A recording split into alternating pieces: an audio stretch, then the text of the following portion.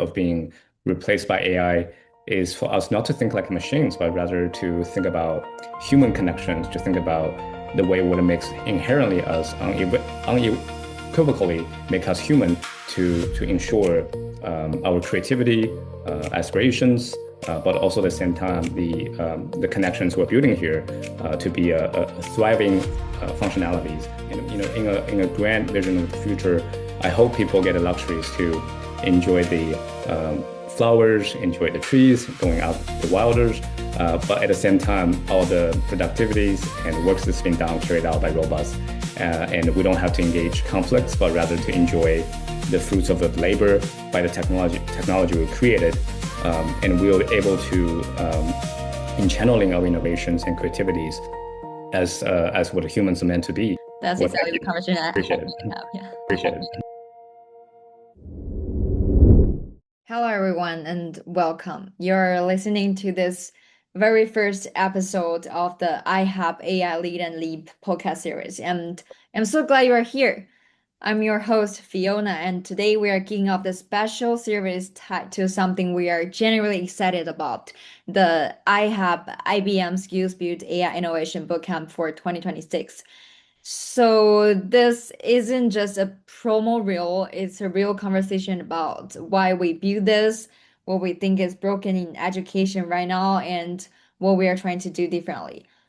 And I honestly couldn't think of a better person to start this conversation with. So Bruce Zhou is a researcher at Wharton, a scholar at UPenn, someone who taught in our 2025 AI bootcamp, but more importantly, as someone who deeply thinks about the why behind AI, especially in the education.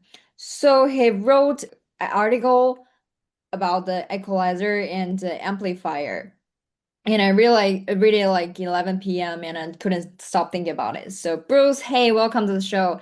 How about we Thank start you. with you're telling us a little about yourself, like what's your world look like these days and why are you here with us? Thank you, Fang Yu. This has been a great pleasure, not only just because I was involved with IBM Skill Build Bootcamp with Jacqueline last year, but also at the same time, I'm just a passionate thinker in terms of how AI would change in the educational space. Just for disclaimers that any voices and opinions I have is non-reflective to my work at the University of Pennsylvania as well as Wharton School. It's all things and thoughts that I have came across in my personal experiences, but are thoughts in my mind in regard to AI and education. So to answer your question, I started my journey as a graduate student coming to Philadelphia. But before that, I was in Kentucky for 8 years. When I was in Kentucky, I was able to firsthand experience how the transition of industrial base that's being so integrated and impacted by the globalization that used to have coal miners in the deep Appalachians to be able to work with a high school degree, support families with houses and transportations, but also at the same time the dignity in work is being impacted by the offshore and reshoring of industrial supply chains in the past 20, 25 years or so.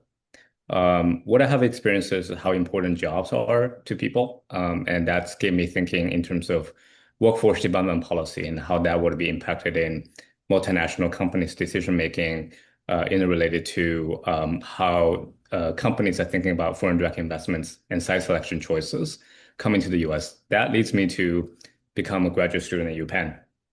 And I finished my doctorate research specifically in educational policy as I dive into how technology are changing the speed of upscaling and rescaling. Just right about the time that AI came into our world in 2022, I was a doctoral student and I was exploring the ways how AI is impacting the jobs, but also at the same time, how we're thinking about education. Fast forward till today that I graduated. Now I'm a researcher affiliated with University of Pennsylvania. At the same time, I've been involved with Jacqueline in the past year or so to work with Asian Americans and Asians in America who are diasporas, but also at the same time thinking about their future of education and how the career change might have in the age of AI. I think this is a fascinating topic. I cannot think a better time to engage in the conversations like this, but also at the same time to I hope I learn as much as I learn from you as you would from the conversations we have. This should be a conversational. It should be hyper focused on how interchangeably we all collectively thinking about AI is impacting our society today. So very much looking forward to our conversations. Thank you, Bruce. You're so humble. So great. So yeah, let's get into it. So for 2025, just last year, you were in the classroom or wherever your version of the classroom is. So students are using the AI everywhere and you are watching it all happen live. I really want to ask a question here. Like in your teaching experience, was there a specific moment, and it could be an aha moment where, oh no, where you realized AI wasn't just changing how fast students work, but something deeper, where it goes other way around. So the question is about what is the aha moment in teaching and how AI is impacting the education today in the university setting.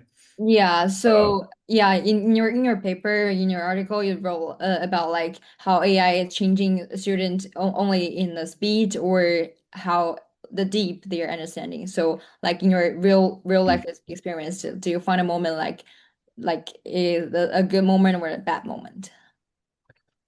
well, my experiences with AI uh, have generally been good, because I finished my core education and I was able to utilize the technology with fully equipped critical thinking, the frameworks, also at the same time with a foundation of knowledge to approach Mhm. with the technology.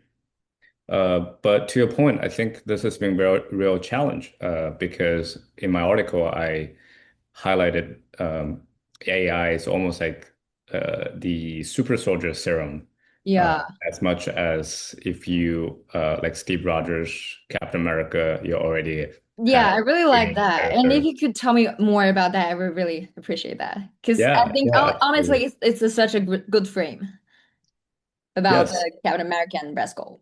Absolutely, especially to our youth and friends in our community today. I often quote Spider-Man, which Okay. I when I was a kid, I loved Spider-Man, and it says the a quote from Spider-Man is a great power comes with greater responsibility. So, True with that that. being said, every kid's dream is want to become a superhero in modern days in Marvel universe coming to our movie theaters, and I grew up watching Marvel comics. And one thing I always draw comparison in AI is almost like super soldier serum, as you alluded to. So Steve Rogers as Captain America, Mm. that be able to have building characters, be able to practice empathy, be able to have a dignity in every deeds he's possessed and exercising.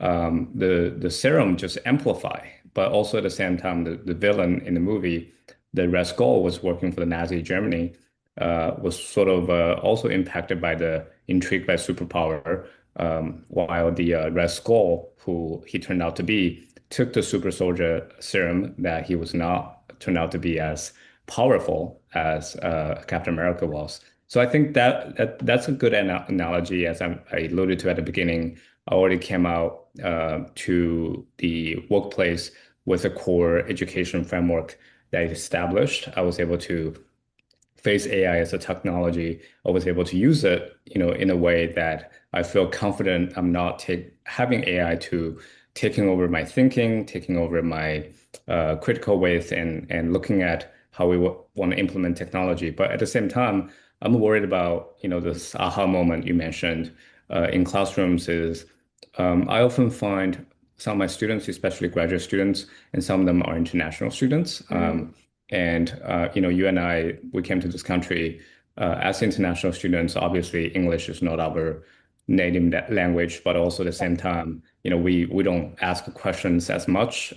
I did, I ask a lot of questions, but at the same time, I observe my peers who are international students are not asking questions as much. And my students in graduate student level are some of them are international students and not asking questions, but they turn out to have perfect paper written by the end of the semester, which I often find that's kind of misleading and not to doing work for the sake of doing work, but also at the same time, I wonder what are the key takeaways or what are the prompts? I think the way how we want to evaluate in gradings, how we want to measure the matrix of success of education should be changed along with AI. It's not to say, that those students are not learning anything, but it's to say how we want to evaluate the matrix of the success of education should be changed along the way. So that's my aha moment. Essentially, I think the framework, the evaluations, the matrix should be changed along with the technology within education, within educational space, but also at the same time that as educators we should be speeding up our information gathering, but also at the same time getting familiarized with what are the technologies out there to help us to enable what the things we're doing good at. I really hear you. So same scenario happened in my end as well. Like most of us were like other international people. We don't quite ask where we don't quite want to show our opinion. We explain our opinion Mm, during the class. We're doing the lecture, but in the end, we could have our own will like own way to submit a nice paper or nice final work. But here's the thing, like the naive take is that the AI for everyone means the equal playing field. And I do feel that at the beginning, like thank AI or thankful for AI, I could have a more equal playing field with other like native speaker where the like local people and the problem solved, but the serum is morally blank and AI is morally blank. It just yeah. scales whatever ready's in you. So probably that's kind of what you're trying to say, and that's kind of terrifying and kind of hopeful at the same time, right? So yeah, I like the idea. And Yeah. So one additional point is as you talking, just reminds me also in my article I mentioned, before we use AI, we should always ask a question to ourselves to say whether this line of work, the work I'm about to engage in, is this processional or is this inspirational, right? The processional meaning, is this just process driven, right? So this is a part of the workflow that is should be automated, but took so much of my time. I used to have to do it, and I know I don't have to do it anymore with this technology as part of the SOP, as part of the workflow, just being mm, the technology is there to automate. But what humans are very good at is to do inspirational work that you mentioned the word curiosity, right? So you want to be able to have an equal level playing field. You have the same level of thoughts. Just sometimes I think we're so dwelled as immigrants and also as international students come to this country is we have thoughts we want to express, but not on the same level to be able to have the same level of command of language. I think that's what the AI is able that's to help. true. And I think that that's a part of the inspiration I was talking about, that AI can really be an amplifier for you to be able to get that inspirational and creativity out there so people appreciate the work and the values they bring to the table. Great point.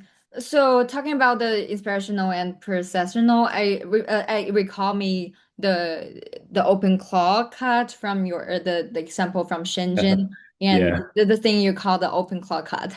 So I did some research about that Yeah. example and young people floating toward this app, the open claw AI app, not because of excitement, but because they are desperate, as you mentioned in your article. So Mm. like, did you really in there? Did you really try this open cloud? Because I haven't get the chance to to I download that. What I is don't it? know. This and what about that?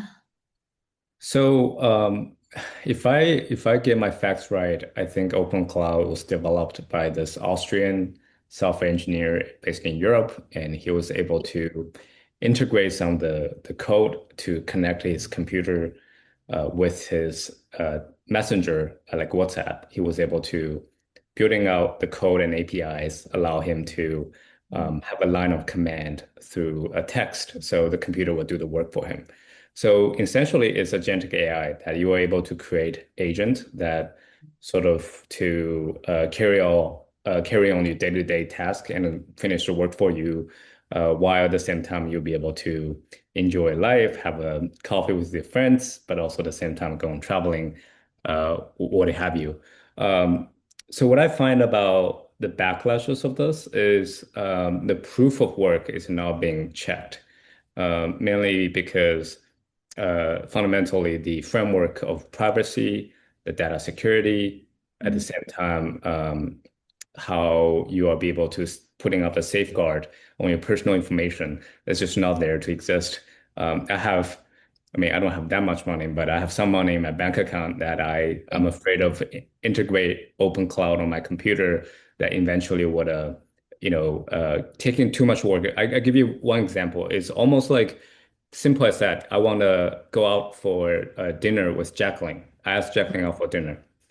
Simple as that, I just shoot a text to Jacqueline. But if I utilize Open Cloud, the Open Cloud would have to done all the research about who Jacqueline is and how Jacqueline, what the preference Jacqueline's want to do, what are the favorite cuisines of Jacqueline, what are the past Yeah. history, and all those research were creating excessive tokens within the computational power that human can just simply ask and get an answer from. And that's the problem with agentic AI, especially related to open cloud, is that it doesn't understand intuitive measure of the human interactions that will create extra layers of work that's unnecessary. So with that, I think people are negative regarding the environmental context, that the more tokens are utilized, exercised, and that would create more energy consumptions and more energy consumptions at the point that we're not going for green yet, which burning a lot of coal and fossil fuels. And I think one of the points people are concerned about with AI and development of AI at this point is the energy consumption. So it's a long way of saying this is open cloud is not building towards having the intuitive measures that human would have, but also at the same time is so delved into excessive workflows that normally we don't have to engage with. So with that being said, I also mentioned the framework of data security, privacy, that's just non-existent. So that's why I don't use open cloud, which I'll be very cautious of recommending people to use any agentic AI related tools like open cloud to install on your personal devices that can be very dangerous. So Yeah. Yeah, I just remembered the a video, a TikTok video last night. I saw that. So a girl just said that like, could you please give me one more token? I will never use that again. So you just use the token as the drug, right.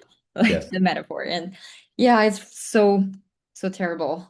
Terrifying it is. So like if young people really get rush into the AI without the right foundation, like what we said, like without values, without critical thinking, or Hmm. without the personal character, we don't get Captain America. We get a lot of rascals, right?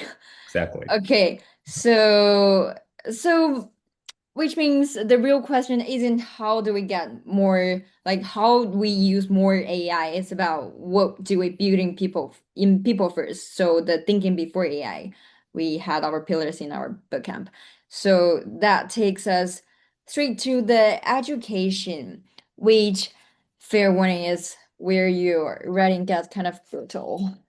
But uh, so I want to be real with you and with everyone listening. I find this part generally confusing, and I think it's okay. So let's just sit in the confusion for a minute. So the question here is, what should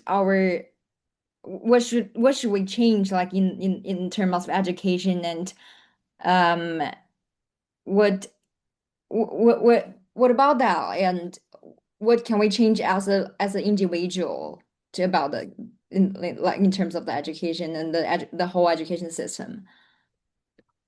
Wow. That I don't know, just because Okay. I feel AI is now such a nuanced and novel thing that just happened in the past couple of years that we don't know what kind of impact that would have in the future of education. But looking into history, we might find some traces or examples we can leverage experiences on. For instance, the the when the technology of camera took in birth in the turn of 20th century, that many of the painters, the Mm, people who paint of the portraits are pivoting, and they become confused too because they were unable to, because at the time their job functionality is to paint as realistically as possible. And they don't need it anymore because uh, the camera technology that allow you to just Are capture talking about images. the impressionism, the Monet. The Yeah. impressionism, yeah, the impressionism came through as and Dali's surrealism, and all related to the sort of pivotal time in technology, Hmm. that people were very confused about their role and functionalities, and particularly how they're thinking about the technology would impact the society as a whole.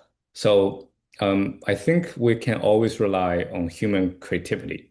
I think the way how we thinking about inspiration, creativity, human connections, and all of this will prevail regardless of development of technology, which I guess that gives us some foundations to rely on to think about the future of education, right? So much of that, which I think the University of Pennsylvania is doing very good at, is we're creating experiential learnings a lot. Because one of the quotes I often tell my students and my peers is that Benjamin Franklin once said, who is the founder of University of Pennsylvania, that teach me I might forget, tell me I might not remember, but involve me and I learn. So I think that uh, the project-based experiential learning that is becoming very critical for the educators to think about what are the ways to bring people involved.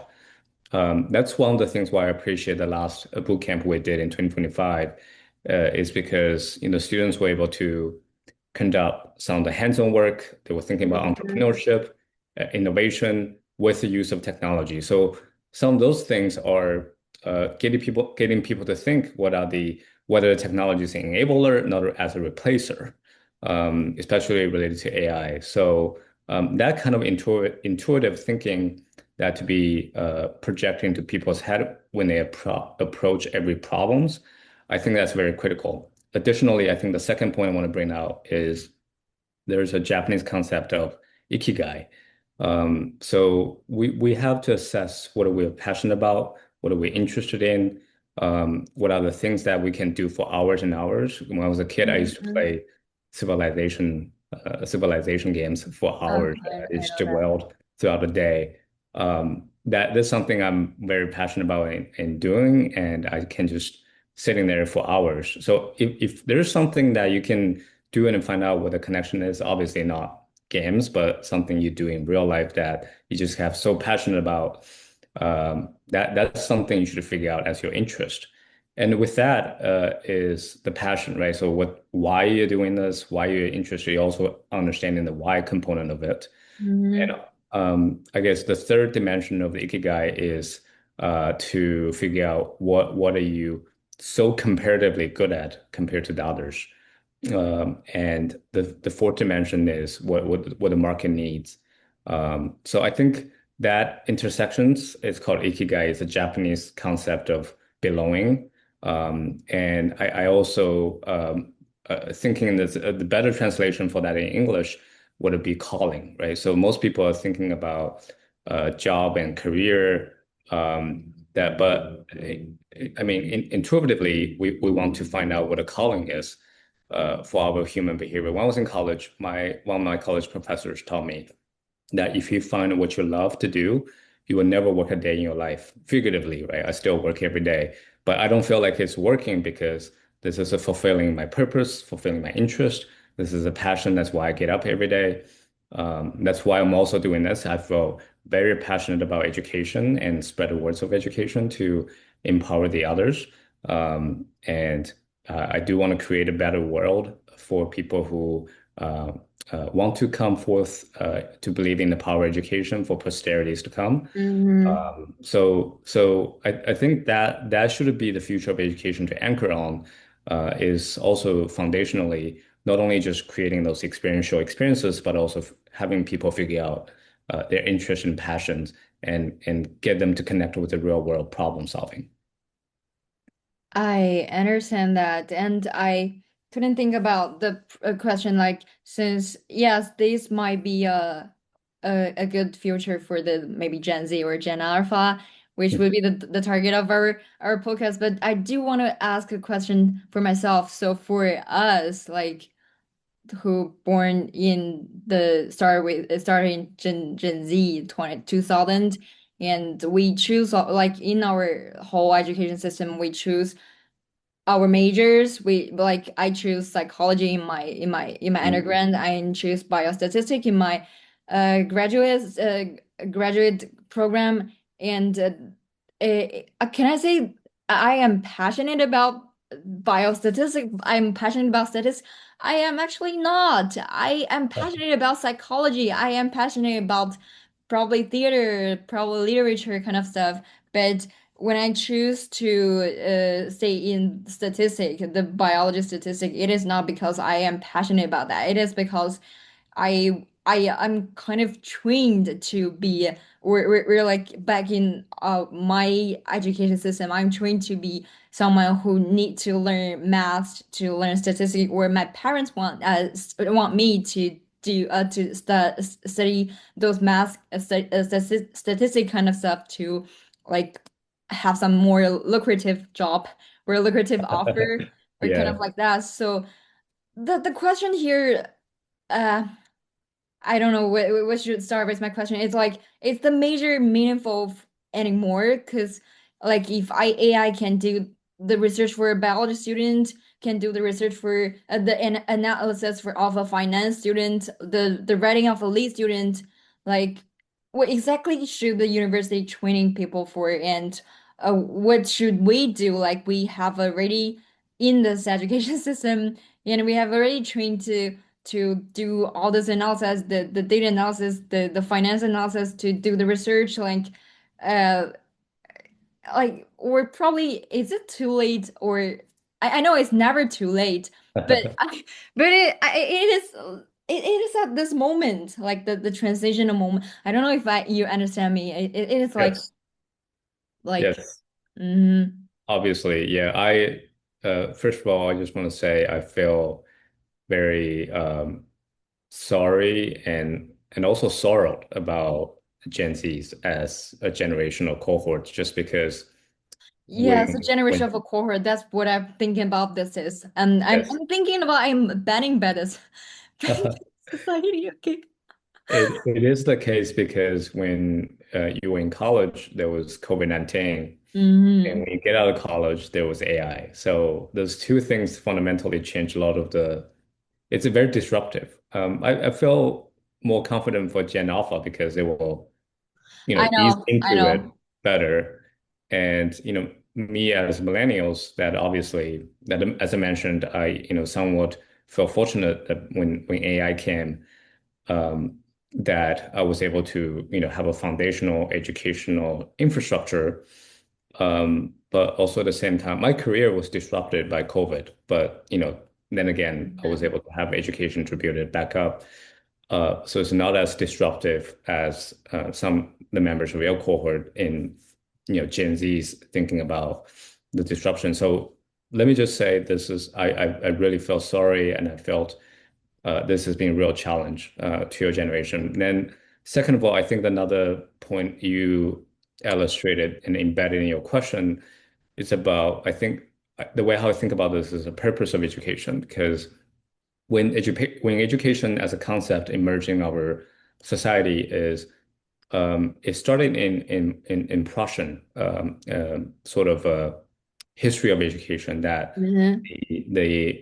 the Prussian nationalism wants to use a way of public resources to train the standardized citizens to using matrix to measure the success of education. That's where the grading system's emerging. The Germans are just so good at their foundational education and be copied by the Europeans, then bring into the Asian countries, Mm-hmm.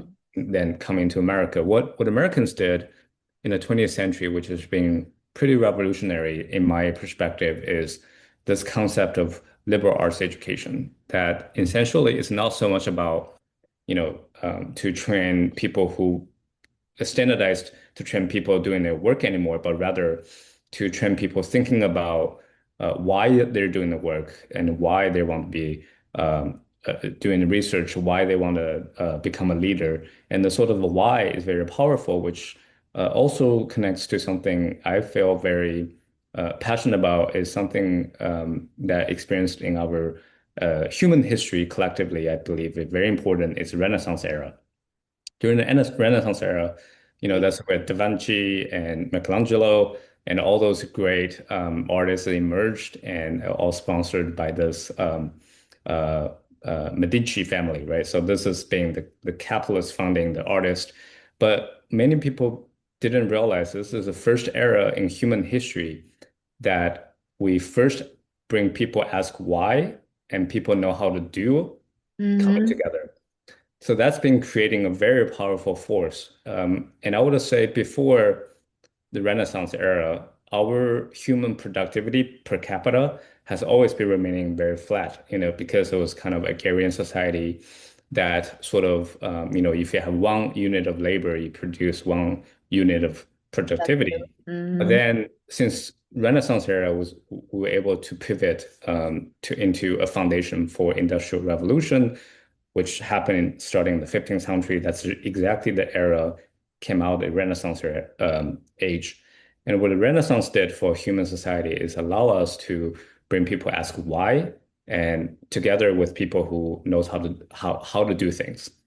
So I think then I reflect on what a liberal arts education did is that really trained a lot of people to ask why. And what a public education, which so good at training people to do work, is really focused on how part of it. And that's been so great as so-called American experiment. That's why, in early 20th century, you look at the nobilities and the foreign dignitaries and all those people who have resources been sending their kids to American schools. That's I think the founders of Chinese Republic days with all those elites, they're sending their kids to school. That's essentially why, because that's being. By the way, at the time, America was not a superpower. The superpower was British, was the British Empire. They were not sending their kids to Britain because that was still laid back, so rooted in the sort of elite education, but not so much in this innovative way, because American innovations and asking how and asking why and know how to do things is so rooted in this American educational system. So people saw that potential. Essentially, that's fast forward till today. Now we talk about this role of education, then come back to your point. You mentioned you're a student of psychology, now in a biostats. I think fundamentally and rudimentarily is to figure out what do you want to do with education, right? So if you want to, I came from a public university, from University of Kentucky as my undergrad, and all my peers when I was in undergrad, the all we wanted to do with education is to find a job because that's what a public education is set up to do. I majored in finance, and all my students want to go through. All my peers, when I was a student, want to go through the CFA, CPA, so they can immediately find a job when they Yeah. graduate college. But then when I came to Penn, I find that's not really the case for a lot of the students.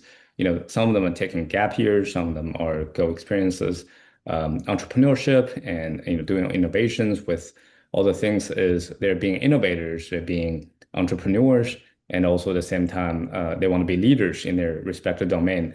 So it's really a difference between do you want a job or do you want a career? And then come back to the last point I brought it out with Ikigai is to think about the calling. What do you really want to do with the education? I think what AI is doing to our educational system is giving our the luxuries to think about what the calling is for us to do. So I guess my recommendations to your generation and your generation of students as Gen Z is to think about, what your calling is. Because obviously when you're at the Yale level, when Mhm. you're at the Ivy League level, your foundation is pretty, you're not going to go hungry. You obviously do not Hopefully. to strive for your living, but most importantly to figure out your interest and what passion align with your expertise. And I think AI could fundamentally help with a lot of the guidance. So one last point I want to draw on is my dissertation chair, Dr. Michael Nicola, is a big emphasizers on the possibility development and how we want to engage with possibility development is to first step, figure out people's interests, then the passion, then assess. But then we look into what's being the external environment versus internal environment to make that connections so people understand what they want to do as next steps. I think what AI can help with that is you'll be able to integrate the process into AI and as AI to help you as a career coach. So I think that fundamentally you have to understand who you are first, what are you passionate about? I think that's one of the things Jacqueline mentioned about Mhm. uh, the this program is coming up in the summer is something we could really explore and help our students to understand who they are. And I'm eager to help the students and work with them and sort of understanding each the student's profile. And I think fundamentally that's going to be very important as a character building as well. So back to our first question, once you have the right character, right mentality, that AI just become a super soldier serum for you. You'll be able Yeah. to take the power with you and fly with it. So. Is this something you call the techno-autonomy, like in your paper? Yes, Yeah. this is something I hope this techno autonomy could be something not to be totally autonomous by AI. It's rather how this is also a concept by Dr. Fei Li is human Mm. in the loop, the human AI initiative to making sure that there's a sort of collaborations, co-intelligence, essentially between humans and AI to think about what the future is out to be. So in a way, we how we think about this is I cannot go on my day without looking at my phone, and I carry my phone everywhere. So that's going to be the same case for AI. AI is going to be integrated into our glasses, wearables, and every day of our life. It's going to be part of us, just like how phone is changing our society in the past 20 years. So we have to think about the human consciousness. We have to think about the workflow. We have to think about how we can adjust uh, the state of well-being, essentially, to work with AI for this co-intelligence sort of future to shape. And I think that's a role of education. That's also the responsibility of the educators to think about how do we guide people, how do we guide our students to think in these terms, but also to come into the conclusion working with technologies so we don't have to fail miserably that just being totally autonomous by AI as a result. Okay. So it's not like learn to code, it's more like to learn to think with machines while staying deeply human. So, and then I really like there's also a line in your piece called like something about abandoning the once and for all model of education. I really like that sentence. I don't know if you remember the once and for all model for education. So like probably and Yeah. like finding a job and getting over would be once and for all. We're probably a big examination. That kind of model of education we should something we should abandon. And so intuitions move slowly and gaps open up and into those gaps, hopefully calm the Mhm. builders. So this is actually how we get here to this bootcamp, to this whole podcast series. And thank you so much being Yes, I'm sure one last point before we conclude, because I know here. you're going to engage with a lot more working professionals, entrepreneurs, educators as you go along with the journey of podcast. I want to bring out a concept by a Chinese German, I believe he's a philosopher, professor at one of the German universities, Okay. Professor Xiang Biao, which I share his article with you Yeah, I know. from his statement, which I find is very um, much resonate to the topic we talk about today, is that sort of a techno-autonomy and fear of being replaced by AI is for us not to think like machines, but rather to think about human connections, to think about the way what it makes inherently us unequivocally make us human to ensure our creativity, aspirations, but also at the same time the connections we're building here to be a thriving functionalities, not only just in the space of education, but also in every aspect of our society. And in a grand vision of the future, I hope people get the luxuries to enjoy the flowers, enjoy the trees, going out the wilders, but at the same time, all the productivities and works that's been done carried out by robots, and we don't have to engage conflicts, but rather to enjoy the fruits of the labor by the technology we created, and we are able to in channeling our innovations and creativities as what humans are meant to be. So I think that way is how we ultimately get into that future. Whether we can reach there or not, um, I think that's a question for many people like you in the future generations, or even with our students to answer. But hopefully, I can be part of the journey along the way, and I appreciate the opportunity to be on your podcast, be able to share some of my thoughts, but also at the same time to see you in the future journey to explore how AI is impacting our educational space, but also the society as a whole. Love that, bro. Sorry, considering you're writing a book or something else, that's exactly what you should have that in your book or in your personal like life story. That's Well, exactly thank the you. conversation I I appreciate hope we it. can have. Yeah. Thank you for being here. Yes. And yeah, so if I have to land the plan on everything we've talked about today, AI isn't the villain and it's not the severe, it's more like a mirror. And the question is whether we build enough in ourselves, enough character, enough curiosity, enough ethical backbone to like what we see when we look into it.